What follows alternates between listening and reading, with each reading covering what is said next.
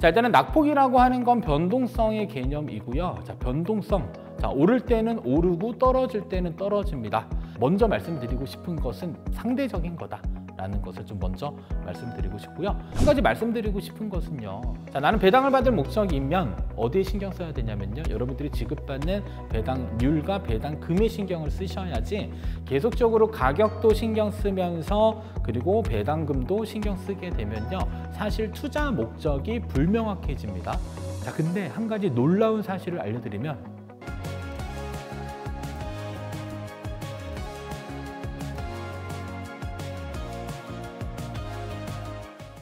네, 반갑습니다. 김봉곤의 연금 수업 곤쌤 김봉곤 인사드립니다. 자, 절세 금융상품 초심자를 위한 곤쌤 질문 있어요 코너를 세 번째 초심자 시리즈로 준비를 했습니다. 그래서 여러 질문 사항들 많이들 남겨주셔서 일단은 좀 만들었고요. 앞으로도 계속적으로 영상에 좀 이렇게 댓글 좀 많이 남겨주시면은 이렇게 항상 이게 변명은 아니지만 바빠서 댓글을 안 다는 게 아니라 댓글을 달게 되면 제가 댓글을 어디다 달았는지 확인이 안 돼서 그래서 여러분들 남겨주신 댓글 사항들은 항상 우리가 잘 모아가지고요. 그 다음에 영상 제작하는 데 활용하고 있거나 혹은 여러분들 궁금한 사항들 이렇게 직접적으로 영상 통해서 전달드리고 있으니 영상 보시더라도 궁금한 사항들 있으시면은 항상 댓글 많이 남겨주시면 좋을 것 같습니다. 자, 먼저 첫 번째 질문 사항은요. 자, 연금저축도 가입 기간이 있나요? 라는 질문 사항이었는데요. 자, 가입 기간이 있는 연금 상품도 있고요. 가입 기간이 없는 연금 상품도 있습니다.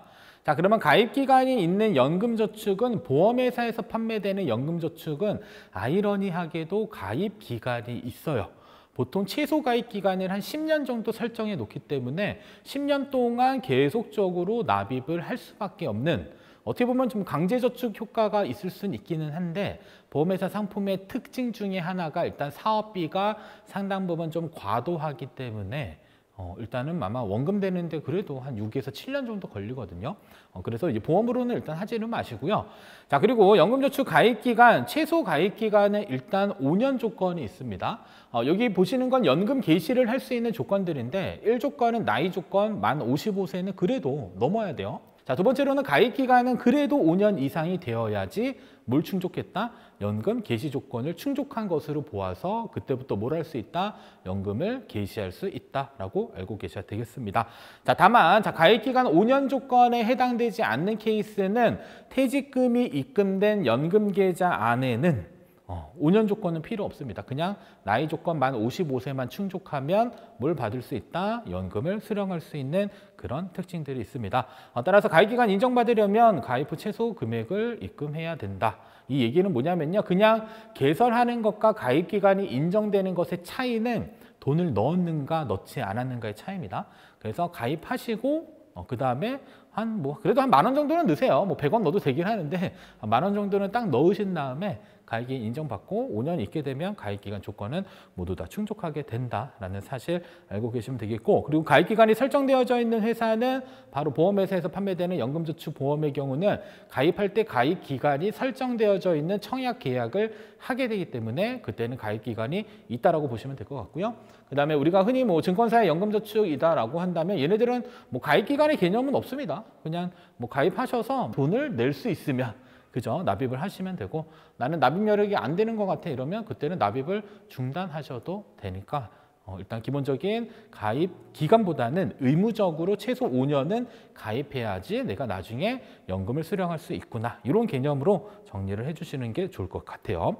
자, 두 번째 질문 사항입니다. 자, 연금 수령 한도는 각 계좌마다 계산이 되나요? 그래서 질문 내용에는 연금 계좌 4개 있으면 수령 한도 어떻게 적용되냐고 물어보시기에 제가 조금 더 복잡하게 준비를 했습니다. 원래 좀 단순하게 준비를 했어야 되는데 그래도 조금 더 이해하기 좋게. 자, 일단은 연금 수령 한도는 각각 계좌마다 적용이 되는 게 맞습니다. 내가 가지고 있는 연금을 싹 다 합쳐다가 하나의 연금 수령 한도가 계산되는 것은 아니고요. 만약에 연금저축 A, 연금저축 B, IRP A, IRP B 이렇게 있으면 각각 계산이 됩니다. 자, 예를 들어서 연금저축 A는 일단 세액공제를 받지 않는 용도로 쓰고 계시고 연금저축 B는 세액공제를 적용받은 용도로 쓰고 있고요. 그다음에 IRP A는 세액공제를 적용받은 용도, IRP B의 경우는 퇴직금을 입금받았다라는 가정하에 각각 1억 원씩 들어 있습니다. 자, 그러면 연금 수령 한도는요, 연금계좌 평가액 나누기 11 마이너스 연금 수령 연차로 적용이 돼요. 근데 저기 써 있는 숫자 1은 몽땅 다 연금 수령 연차입니다. 거기에 1.2배수 하게 되면 1200, 1200, 1200, 1200. 자, 그러면 이제 무슨 생각이 들까요? 각 계좌마다 1,200만 원씩 수령할 수 있으니까 내가 수령할 수 있는 연금은 연간 4,800만 원까지는 가능하겠구나라고 생각을 하시겠지만 그건 틀린 이야기입니다. 그렇게 하면 안 됩니다.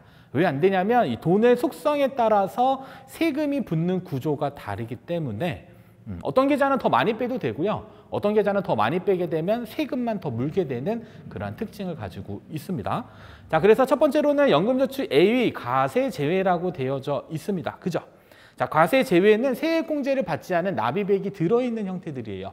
자, 그러면 세액공제를 받지 않은 납입액은 쭉 보면요. 과세 제외 금액만큼은 비과세. 이 얘기는요. 자, 예를 들어서 평가금의 1억 원 중에 5천만 원이 과세 제외 금액이면 5천만 원 빼는 거에 대해서는 세금이 없습니다. 걔는 그냥 나중에 한꺼번에 빼셔도 돼요. 다만 나머지 5천만 원은 이익일 거란 말이죠. 그 이익이 나갈 때는 실제로 연간 1,200만 원을 넘지 않게 인출하는 게 세금적인 측면에서 유리하다. 알고 계셔야 되겠고요. 자, 두 번째로는 연금저축 B의 경우는 세액공제 받았고 그다음에 IRP A의 경우도 세액공제를 받았습니다. 그래서 각각 연금 수령 한도를 계산했더니 1,200, 1,200. 그러면 나는 2,400만 원까지 인출해도 되겠지라는 생각을 갖고 계실 텐데 자, 중요한 것은 자, 세액공제 받은 금액들이 인출되는 경우 혹은 운용이익이 인출되는 경우에는요. 각각 계좌에서 빠져나가는 모든 돈들을 합산한 다음에 토탈 1,500만 원만 넘지 않게 되면 그때 연금소득세 5.5에서 3.3%가 과세되는 세법을 채택하고 있습니다. 자, 그리고 IRP B의 경우는 퇴직금만 들어 있습니다. 퇴직금. 여기도 계산하면 연간 1,200만 원. 다만 보시게 되면 뭐라고 써 있어요? 퇴직소득세 감면이라고 써 있는 부분 보이시죠? 자, 그래서 퇴직금이 만약에 1억 원이 들어와 있는 상태에서는요. 연금 수령 한도 이내 금액을 인출하게 되면 퇴직소득세가 10년 차까지는 30%가 감면되고요. 11년 차 이후부터는 40%가 감면이 됩니다. 자, 그러면 일단 문제를 하나 드릴게요. 문제를 드릴 테니까 일단은 뭐 한번 영상을 혹시라도 보시는 분들 있으면 댓글창에다가 한번 남겨주시면 좋을 것 같은데 자, 일단은 연금저축 A, B 그다음에 IRP A, B가 있습니다. 자, 그리고 각각의 연금 수령 한도가 쫙 깔려 있어요. 그죠? 자, 그러면 세금을 최소화할 수 있는 연금 인출 금액이 얼마인지 댓글로 좀 남겨주시면 뭐라도 한번 드릴 수 있도록 한번 기획은 해보겠습니다. 그래서 정답 맞추시는 분들 몇 분 이렇게 해서 뭐라도 드릴 테니까 일단 한번 계산해 보셔서 한번 이렇게 답글을 좀 남겨주시면 좋을 것 같아요. 정답은 말씀드리고 싶지만 참도록 하겠고요. 한번 달아주시면 제가 뭐라도 드릴게요. 꼭 한번 정답을 맞추시길 바라겠습니다. 자, 다음 질문입니다. 자, 75세에 IRP 넣어도 되나요? 라는 질문사항이 있었고요. 만약 넣었다면 어떻게 하면 좋을까요? 자, 일단은 IRP 계좌에 75세이다라고 한다면 사실 우리가 뭐 이렇게 75세면 굳이 이런 것들을 해야 될까? 뭐 이렇게 생각하시는 분들도 있을 수는 있는데 사실 뭐 이렇게 투자라는 뭐 행위들은 사실 나이에 제한이 있지는 않습니다. 누구나 자유롭게 할 수 있는 부분들이 있어서 다만 이제 실질적으로 납입하고 활용하는 부분에 대해서 한번 먼저 설명을 드리면요. 자, 일단은 납입은 연간 1,800만 원까지 낼 수 있어요. 그죠? 연금저축에 혹은 IRP 계좌에. 자, 그러면 연간 1,800만 원을 내고 나서는 결국에는 금융상품을 선택해야 됩니다. 자, 그러면 IRP 계좌 안에서 안전하게 운용할 수 있는 게 예금 상품이 있고요. 자, 그 다음에 ELB 상품은 주가지수 연계 사채라고 해서 사채하면 왠지 무섭잖아요. 그죠? 근데 사채가 그냥 채권입니다. 그래서 주가지수와 연계되어져 있는 채권, 얘도 원리금 보장형만 가입할 수 있기 때문에 원금 손실이 없어요. 따라서 예금이랑 ELB 비교해 보면 대부분 ELB 상품에 뭐가 높다? 이율이 더 높습니다. 그래서 IRP 계좌에는 사실 예금보다는 ELB 상품을 잘 활용을 해주시는 게 좋고요. 다만 뭐 매일매일 가입할 수 있는 것들은 아니고 청약 기간이 있습니다. 그래서 상품이 발행되면 그 발행 금액에 대한 금리 수준이 있고요. 그리고 청약일에 청약을 했었을 때 ELB 상품에 대한 매수가 가능하고요. 자, 그리고 ETF 매수도 가능하고 펀드도 되고요. 뭐 채권도 가능하고 다양한 금융 상품들을 선택을 할 수가 있습니다. 자, 그리고 나서 인출을 하려면 최소 가입 금액은 일단 5년에 대한 시간이 필요하겠죠. 그래서 가입 기간 5년 조건만 충족하시게 되면 75세인 경우에는 80세부터는 그래도 IRP 계좌 안에서 연금의 형태로 인출을 할 수 있게 되는 그러한 구조가 만들어지게 됩니다. 다만 이제 활용 여부에 대한 부분들은 사실 조금 더 개인적인 상황에 대한 부분과 왜 가입을 하려고 하시는지 그리고 어느 정도까지 납입할 수 있는지 이러한 조건들이 조금 더 부과돼야지 좋다 나쁘다라고 이야기를 해드릴 수 있는데 사실 그런 내용까지는 없어서 거기까지는 디테일하게 설명드리기는 어렵고요. 다만 만 65세가 넘어가셨다라고 한다면 그때 선택할 수 있는 1번 계좌는 비과세 종합저축을 먼저 활용해 주시는 게 높습니다. 자, 비과세 종합저축이라고 하는 것은 만 65세 이상 되신 분들이 자, 납입 원금 기준으로요 5천만 원까지 발생되는 이자 혹은 배당 소득에 대해서는 세금이 없습니다. 자, 그리고 이 비과세 종합저축은 은행에서도 개설할 수 있고요, 증권사에서 개설할 수도 있고요, 보험사 상품을 활용해서도 선택할 수 있기 때문에 저라면 차라리 내가 만 65세 넘어갔고 내가 투자할 수 있는 자금들이 5천만 원 정도 이내 금액이다라고 한다면 그때는 비과세 종합저축을 먼저 활용하는 게 어떻게 보면 IRP를 선택하는 것보다는 조금 더 나은 대안이 될 수 있지 않을까라는 생각을 전달드립니다. 자, 다음 질문입니다. 자, 연금저축계좌의 국내 상장 해외 ETF 배당금 과세 이연되고 있나요? 일단 과세 이연되고 있는 것으로 알고 있었는데 자, 일단은 국내 상장 해외 ETF 배당금에 대한 과세 이연이 사실 2025년 1월 1일자로 원래대로라면 과세 이연이 됐었어야 했는데 이제는 세금을 떼고 현재 지급을 하고 있습니다. 사실 과거에는 이제 뭐 과세 당국, 국세청이나 이런 곳에서 어느 정도 세금 보전을 해주고 있었는데 그게 유예 기간이 끝나서 이제부터는 국내 상장 해외 ETF에서 발생되는 분배금에 대해서는 ISA 계좌나 연금 계좌나 모든 금융상품에서 과세 이연이 되고 있지 않습니다. 따라서 해외 배당 과세 이연되는 부분들은 해외 배당 분배금에 대해서는 현재 과세 이연이 되고 있지 않는 이러한 사실 꼭 인지하셔야 되겠고요. 다만 매매 차익에서 발생되는 이익에 대해서도 사실 배당소득세 과세 대상 소득인데 매매 차익은 아직까지는 과세 이연 혜택을 주고 있습니다. 자, 그러면 과세 이연 안 되면 굳이 할 필요가 있나요? 라고 생각하시는 분들, 금액이 적을 때는 별로 관심 없겠으나 금액이 커지게 되면요, 사실 절세 계좌를 잘 활용해야 되는 궁극적인 이유는 일단 첫 번째로는 건강보험료와 관련되고요, 두 번째로는 금융소득 종합과세와 관련되어져 있기 때문에 시간이 지나면 계속적으로 이자 배당이 늘어날 가능성들이 높은 분들이다라고 한다면 아쉽지만 과세 이연 효과는 줄어들어도 그래도 이러한 절세 계좌들을 적극적으로 활용하는 게 더 중요하다라고 보시면 되겠고요. 자, 두 번째로는 이중과세 논란은 계속적으로 있습니다. 왜냐하면 일단은 배당소득세가 차감된 금액을 가지고 나중에 인출하게 되면 연금소득세나 혹은 기타 소득세들이 추가적으로 발생될 가능성들이 있기 때문에 그래서 한 2월 달에 이제 이게 이슈화되고 나서 계속 자료를 오늘 강의 오기 전까지 계속 찾아봤는데 아직까지는 아무런 내용이 없습니다. 아마 조금 시간이 좀 걸리지 않을까라고 생각을 해볼 수 있고요. 그래서 현재 이중과세에 대한 부분들은 ISA 계좌와 관련된 이슈가 하나 있고요. 두 번째로는 연금저축과 IRP 계좌에 대한 연금 수령액에 대한 이중과세 이슈는 남아있는 상태입니다. 그래서 이러한 부분들은 이제 정확해지면 그때 다시 관련 내용에 대해서 설명을 전달 드리도록 하겠습니다. 그래서 현재 절세 계좌 안에서는 해외 배당 분배금에 대한 부분들은 과세 이연이 되고 있지 않고요. 세금을 떼고 지급하고 있다는 점 참고로 기억해 주시면 좋겠고요. 다만 매매 차익에 대해서는 아직까지도 과세 이연 효과는 존재하고 있음도 기억하셔야 되겠습니다. 근데 중요한 건 해외 배당 과세입니다. 국내 상장 ETF에서 발생되는 배당 소득에 대해서는 아직까지도 분배금에 대해서 과세 이연 효과는 지속적으로 유지되고 있음도 참고로 기억해 주셔야 되겠습니다. 자, 다음 질문입니다. 자, 세액공제 IRP, 퇴직금 입금용 IRP 두 개를 동시에 운용할 수 있나요?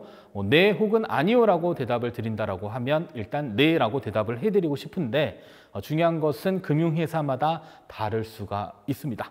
자, 보시게 되면 퇴직금 받는 용도의 IRP 계좌는 추가로 개설이 가능합니다. 아주 친절하게 제가 써놨는데 특정 금융회사에 전화하시게 되면 안 된다라고 이야기를 들을 수도 있습니다. 사실 돼야 되는데 아무튼 안 된다라고 이야기를 하는 데가 있는데 자, 중요한 것은 IRP 계좌는 1금융사의 하나의 계좌만 지급을 받게 되어져 있습니다. 자, 근데 우리가 납입하는 과정 중에 세액공제를 받는 IRP를 보통 개인 IRP라는 이름을 그냥 저희들끼리 속성으로 붙여놨는데 자, 만약에 내가 A금융사의 IRP 계좌가 있고요. 거기에 퇴직금을 별도로 조금 계정을 분리해서 IRP 계좌에 또 수령하고자 한다면 사실 가능해요. 계정 분리가 가능합니다. 그래서 IRP 계좌는 하나인데 하나는 개인 납입 금액 기준으로 하나가 있고 하나는 퇴직금이 입금된 금액 기준으로 각각 가지고 계실 수 있고요. 자, 그리고 나서 두 상품 모두 동시에 운용이 가능하기는 한데 그렇더라도 일단은 되는 곳이 있고 안 되는 곳이 있어요. 심지어 어느 금융사는 되는 걸로 알고 있고 실제로 되시는 분이 있는데 또 요청해서 전화해서 확인 좀 요청했더니 또 안 된다라고 안내를 받는 케이스들도 있거든요. 사실상 그래서 금융회사 직원들이 모든 걸 다 알지 못하는 경우들도 있을 수 있으니 일단 제도상으로는 되는 회사들이 대부분인데 행여나 안 된다라고 할 수도 있으니 그때는 꼭 한번 금융회사에 전화해서 문의해서 정확한 정답을 받아내시는 게 중요하다. 그래서 실제로 되는 것도 있고 안 되는 것도 있기 때문에 개인적으로는 무조건 된다라고 말씀드릴 수는 없습니다. 그래서 되는 것과 안 되는 것들 있으니까 아래 이렇게 검은색으로 써놨습니다. 단, 금융회사의 확인은 필수다. 그래서 꼭 한번 확인을 해주시면 궁금한 사항에 대한 정답 받을 수 있을 겁니다. 자, 다음 질문입니다. 자, 커버드콜 다우존스 종목 낙폭이 커서 계속 연금에 가져가야 할지 고민 중입니다.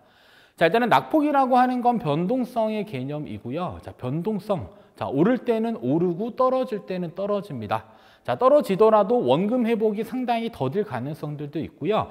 아닌 경우에는 원금 회복이 생각보다 빠를 수도 있습니다.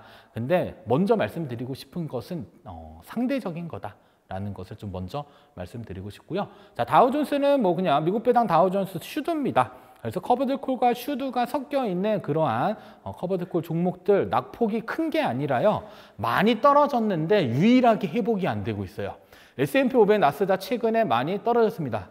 미국, 중국 관세 전쟁 이런 내용도 자꾸 발표하다 보니까 많이 떨어졌다가 다 회복했는데 저도 슈드를 엄청나게 갖고 있습니다. 회복이 안 돼요. 그래도 기다리는 수밖에 없습니다. 근데 또 중요한 건 생각보다 많이 회복이 됐고 자, 두 번째로는 얘만 떨어졌냐? 아니에요. 환율도 떨어졌어요. 환율이 1,400원대 막 1,500원 간다. 근데 지금 환율 얼마예요? 1,340원대. 자, 환율이 1,450원에서 1,350원으로 떨어지게 되면요. 환차 손이 엄청나게 발생하게 됩니다. 따라서 자, 해당 종목들 타이거 미국 배당 다우존스 한국형 슈드 타이거 미국 배당 다우존스 타겟 커버드콜 1호 슈드 N 그다음에 S&P 500 커버드콜이 혼합되어져 있는 거고요. 자, 2호의 경우는 S&P 500 커버드콜 비중이 조금 더 높아지게 되는 구조를 가지고 있습니다. 자, 그러면 자, 미국 배당 다우존스의 경우는 자, 직전 1개월 0.44% 올랐어요. 자, 타이거 미국 배당 다우존스 타겟 커버드콜 1호는 직전 1개월 마이너스 0.06이고요. 자, 타이거 미국 배당 다우존스 타겟 커버드콜 2호의 경우는 마이너스 0.57입니다. 자, 근데 3개월이랑 6개월 보시게 되면 마이너스 11%, 마이너스 10%. 자, 1호의 경우도 마이너스 11%, 마이너스 10%. 자, 2호의 경우도 마이너스 12%, 마이너스 10%. 자, 근데 한 가지 놀라운 사실을 알려드리면 놀라운 사실. 자, 여기 안에 있는 요 수익률은 토탈 리턴 수익률이에요. 여기 안에는 여러분들이 지급받은 분배금들이 합쳐져 있습니다. 자, 그러면 저 2호를 한번 딱 보시면 자, 12개월 수익률이 그래도 2.94면 여러분들 마음속으로는 이 생각을 할 거예요. 야, 그래도 1년간 분배율이 무려 11%나 받았는데도 불구하고 12개월 수익률이 아직도 나는 직전 1년 기준에 내 계좌는 2.94%겠지라는 생각을 하실 수는 있는데 잘못된 생각입니다. 자, 정확히 말씀드리면 12개월의 2.94% 안에는 최근 1년 분별이라고 하는 11.84%가 포함된 거예요. 그러면 여러분 계좌에는 실제로 어떻게 돼 있다? 11.84에서 마이너스 2.94를 하시면 그죠? 어떻게 돼요? 마이너스 못해도 한 9% 정도의 손실이 나여져 있는 상태입니다. 자, 근데 한 가지 말씀드리고 싶은 것은요. 자, 써 있습니다. 자, 나는 배당을 받을 목적이면 어디에 신경 써야 되냐면요. 여러분들이 지급받는 배당률과 배당금에 신경을 쓰셔야지 계속적으로 가격도 신경 쓰면서 그리고 배당금도 신경 쓰게 되면요. 사실 투자 목적이 불명확해집니다. 그래서 나는 배당받을 목적으로 투자했어 라고 하면 단기간의 가격 변동들은 크게 신경 안 쓰셔야 될 필요들은 있고요. 자, 두 번째로는 배당이 제때 아니면 내가 원하는 만큼의 배당 수익이 계속적으로 지급되고 있는가 그런 부분들을 조금 더 집중하실 필요가 있습니다. 자, 그리고 한 가지 반드시 아셔야 되는 것은 배당률이 높은 만큼 대체적으로 성장성은 저해되어져 있고요. 다만 시장이 좋을 때는 같이 좋습니다. 시장이 나쁠 때는 같이 나빠질 수 있어요. 사실 여기 언급되어져 있는 종목들은요. 사실 한 6개월 전쯤만 하더라도 수익률들이 엄청났었거든요. 근데 최근 아무튼 시장이 빠지다 보니까 그리고 회복이 조금 더디다 보니까 사실 어떻게 보면 낙폭도 크고 원금 회복이 조금 더딘 거 아닌가 이렇게 생각하시는 분들이 계실 텐데 그런 것도 너무 개의치 마시고요. 시장은 항상 오를 땐 오르고 떨어질 땐 떨어지고 이러한 행위들을 지속적으로 반복하면서 그리고 여러분들이 배당을 선택한 목적들은 사실상 적정 수준의 분배금을 지급받기 위한 목적이었을 거기 때문에 너무 단기간에 가격 변동에 크게 신경 쓰지 마시고요. 나는 지금 당장 인출하지 않아도 돼 라고 판단되시는 분들은 다시 추가적으로 매수할 수 있는 매수 자금에 대한 재원으로 쓰시면 되겠고요. 아니다 나는 이제 인출해서 소비를 해야 된다라고 한다면 크게 가격 신경 쓰지 마시고 항상 지급받는 분배금 수준들을 잘 고려해서 필요한 만큼의 자금들을 인출해서 소비하시면 될 것 같습니다. 따라서 낙폭이 너무 크다라고 해서 한꺼번에 또 빠져나가려고 하지 마시고요. 그리고 최근에 이제 국내 주식이 너무 올랐어요. 그죠? 국내 주식 오르다 보니까 국내 주식을 안 갖고 있으니 또 허전한 마음이 듭니다. 그래서 항상 또 이렇게 얘기를 하세요. 그러면 지금이라도 사야 될까요? 이제 이런 내용들이 대부분 나오는데 사실 사셔도 돼요. 사다 보면 또 오를 수도 있고 떨어질 수도 있는 거잖아요. 그죠? 근데 항상 오를 때는 오르고 떨어질 때는 떨어지고 그리고 보합 상태가 지속되는 이런 것들은 사실 주식시장에서 흔하게 있는 일들이기 때문에 너무 단기간에 이러한 주가 변동에 신경 쓰지 마시고요. 조금 더 길게 장기간의 가격 변동에 대한 부분들을 조금 더 고려하면서 투자 계획을 세우시면 좋을 것 같습니다. 따라서 배당과 관련된 부분들은 배당 목적이면 가격 변동은 크게 신경 안 쓰시면 좋을 것 같습니다. 자, 다음 질문입니다. 자, 커버드콜 ETF 주가가 하락하면 배당금도 하락하나요? 자, 이것도 네 또는 아니요라고 이야기를 해드릴 수 있을 것 같은데 자, 일단은 주가가 하락하면 이 커버드콜 ETF의 경우는 배당금이 하락할 가능성이 상당히 높습니다. 자, 예를 들어서 타이거 미국 나스닥100 커버드콜 합성 자, 얘는 제가 이렇게 매월 맨날 찍고 있다 보니까 얘는 그래도 친절하게도 매월 1%의 분배율을 지켜주고 있습니다. 그래서 연간 한 12%를 꼬박꼬박 잘 주고 있어요. 자, 근데 한번 그 가격 추이를 보시게 되면 푹 꺼졌을 때 있죠. 근데 커버드콜은 이렇게 생각 외로 이렇게 회복이 잘 못하는 거 아니야 라고 하셨지만 생각 외로 회복 잘하고 잘 올라갈 때는 올라가고요. 또 떨어질 때는 또 시원하게 떨어지고 또 회복도 잘 합니다. 다만 지금 조금 지지부진한 거지 사실은 올랐다가 떨어졌다를 계속적으로 반복하기 때문에 너무 상심하지는 않으셔도 되겠고요. 다만 내가 조금 높은 고점에 들어갔었을 경우에는 얘를 다시 회복하는 데는 상당 부분 시간은 걸릴 수가 있습니다. 자, 그리고 잘은 안 보이시겠지만 1개월 수익률이요 마이너스 0.75 3개월 수익률이요 마이너스 7.81 6개월 수익률이요 마이너스 7.40%입니다. 물론 토탈 리턴 수익률이기 때문에 1개월부터 6개월까지는 상당 부분 주가가 계속 떨어졌구나를 보실 수 있겠고요. 자, 그러면 6개월 기준으로 현재가 6월이니까 그러면 2025년 1월 달에 분배금을 쫙 보시게 되면 표 끝자락에 있습니다. 자, 일단은 2025년 1월 달에 117원을 줬어요. 1주당 117원. 자, 그리고 나서 2월 달에는 1주당 114원을 줬고요. 자, 3월 달에는 1주당 109원을 줬고요. 자, 4월 달에는 1주당 102원. 자, 5월 달에는 1주당 98원. 계속 줄어들고 있습니다. 자, 근데 줄어드는 이유는 일단은 가격과 연동되어 있는 게 하나 있고요. 자, 두 번째로는 얘는 그러면 자, 배당금이 줄어드니까 배당률도 낮아진 건가요? 라고 되물을 수도 있잖아요. 그거에 있어서는 아직까지도 월 1%의 분배금을 착실하게 주고 있는 종목입니다. 따라서 주가가 하락하면 배당금도 감소될까? 네, 라고 말씀드릴 수 있고요. 다만 다시 주가가 회복되는 그 시점에는 어떻게 될까요? 이때는 다시 분배금 수준도 계속적으로 올라갈 수 있음을 기억을 해주시면 좋을 것 같습니다. 따라서 주가가 하락하면 배당금도 떨어지게 되고 주가가 올라가게 되면 배당금도 상승할 수 있으니까 일정 부분 무조건 내가 지급받는 배당률을 확정짓지는 마시고요. 가격에 따라서 변동될 수 있음을 인정하시고 그 다음에 예상 배당금에 대한 부분들은 너무 이렇게 약간 과대평가하지 마시고요. 자, 평균 분배율 정도 수준을 내가 지급받을 수 있게 되겠구나라는 생각들을 가지시면서 종목을 선택하고 행여나 생활비로 인출하고자 하시는 분들은 생활비가 계속 막 들쑥날쑥하면 좀 어렵잖아요. 그죠? 그러면 해당 종목에서 내가 기대할 수 있는 분배금의 수준은 생각보다 조금 보수적으로 책정하시고 조금 더 많이 나오는 그런 분배금이 있는 달에는 조금 아껴서 다른 쪽에다가 조금 모아놨다가 그때 다시 생활자금으로 쓰는 그런 패턴들을 스스로 한번 만드셔도 될 것 같습니다. 따라서 주가가 하락하면 분배금도 하락할 가능성이 상당히 높다.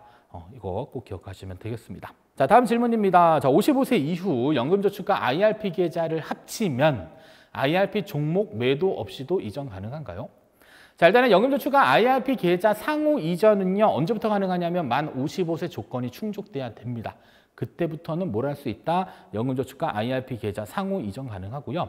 자, 그러면 도대체 이 두 계좌를 합치는 이유는 뭘까요? 라는 질문에는 자, IRP 계좌는 위험자산의 한도가 70%를 넘지 못하게 설정되어 있고요.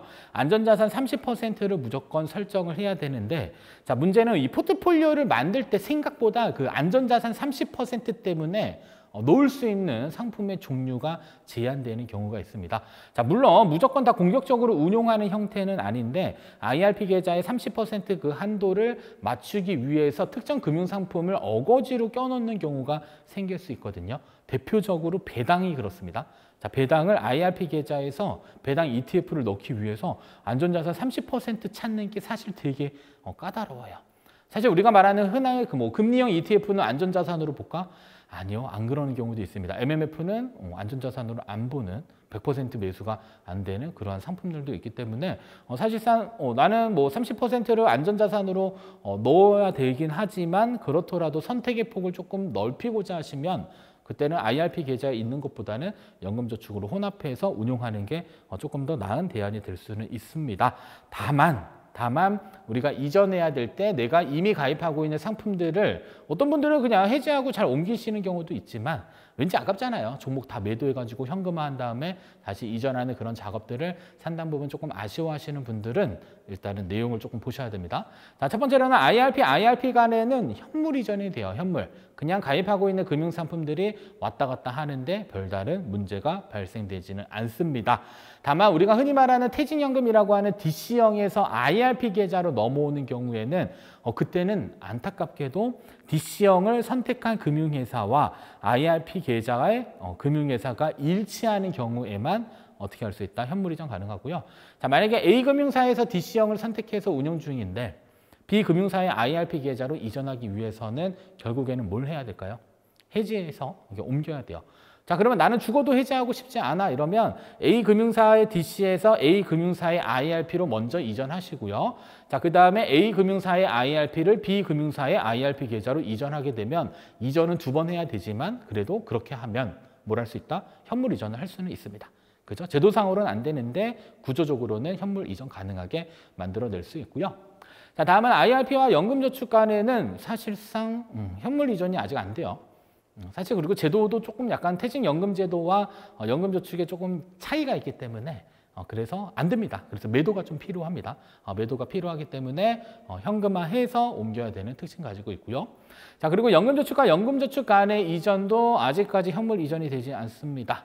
그래서 매도는 반드시 필요하고 현금화를 해서 이전해야 되는 특징들 가지고 있으니까 사실 질문사항은 IRP 연금저축 간의 현물 이전 가능한가요인데 일단 정답은 불가능합니다라는 내용을 전달드려야 될 것 같습니다. 그리고 추가적으로 아마 뭐 현물 이전이 조금 더 제도 개선이 되면 뭐 좀 만들어 볼 수도 있을 것 같기는 한데 근데 안 되는 이유들은 있어요. 왜냐하면 IRP 계좌 안에는 예금이 있는데 연금저축에는 예금이 없단 말이에요. 그러면 예금 상품은 현물 이전 안 되고 다른 금융상품은 현물 이전 된다. 약간 이렇게 만들기도 약간 조금 어렵지 않을까라는 생각을 좀 해볼 수 있을 것 같습니다.